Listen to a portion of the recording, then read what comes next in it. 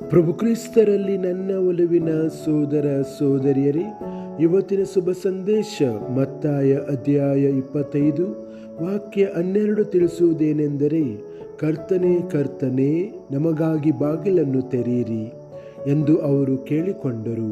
ಆದರೆ ಆತನು, ನಿಜವಾಗಿಯೂ ನಾನು ನಿಮಗೆ ಹೇಳುತ್ತೇನೆ, ನನಗೆ ನಿಮ್ಮ ಪರಿಚಯವಿಲ್ಲ ಎಂದು ಉತ್ತರಿಸಿದನು. ಚಿಂತನೆ: ಯೇಸುವಿನೊಂದಿಗೆ ನಿಕಟವಾಗಿರುವುದು ಎಂದರೆ ಕೇವಲ ಆತನ ಹೆಸರನ್ನು ಹೇಳುವುದು ಅಥವಾ ಧಾರ್ಮಿಕರಂತೆ ಕಾಣಿಸಿಕೊಳ್ಳುವುದು ಮಾತ್ರವಲ್ಲ ಎಂಬುದನ್ನು ಯೇಸು ನಮಗೆ ನೆನಪಿಸುತ್ತಾರೆ. ಕರ್ತನೇ ಕರ್ತನೇ, ನಮಗಾಗಿ ಬಾಗಿಲನ್ನು ತೆರೆಯಿರಿ ಎಂಬ ಮಾತುಗಳು ಒಳಗೆ ಪ್ರವೇಶಿಸಲು ಬಯಸುವ ಜನರನ್ನು ಸೂಚಿಸುತ್ತದೆ. ಆದರೆ ಯೇಸು ನಮಗೆ ನಿಮ್ಮ ಪರಿಚಯವಿಲ್ಲ ಎಂದು ಉತ್ತರಿಸುತ್ತಾನೆ.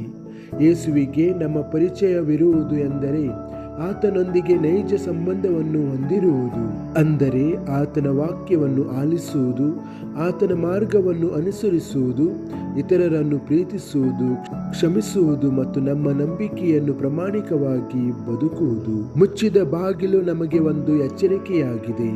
ದೇವರ ಕಡೆಗೆ ತಿರುಗಿಕೊಳ್ಳಲು ನಾವು ಕೊನೆಯ ಕ್ಷಣದವರೆಗೆ ಕಾಣಬಹುದು. ಪ್ರಾರ್ಥನೆ: ಕರ್ತನಾದ ಯೇಸುವೆ, ನಿನ್ನನ್ನು ಹೆಚ್ಚು ಆಳವಾಗಿ ತಿಳಿದುಕೊಳ್ಳಲು ಮತ್ತು ನಿನ್ನ ವಾಕ್ಯದಂತೆ ಜೀವಿಸಲು ನನಗೆ ಸಹಾಯ ಮಾಡಿರಿ.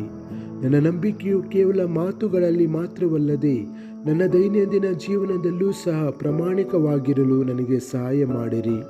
ನಿನ್ನನ್ನು ಯಾವಾಗಲೂ ಸ್ವಾಗತಿಸಲು ನನ್ನ ಹೃದಯವನ್ನು ಜಾಗೃತವಾಗಿ ಮತ್ತು ಸಿದ್ಧರಾಗುವಂತೆ ಮಾಡಿರಿ. ಆಮೆನ್.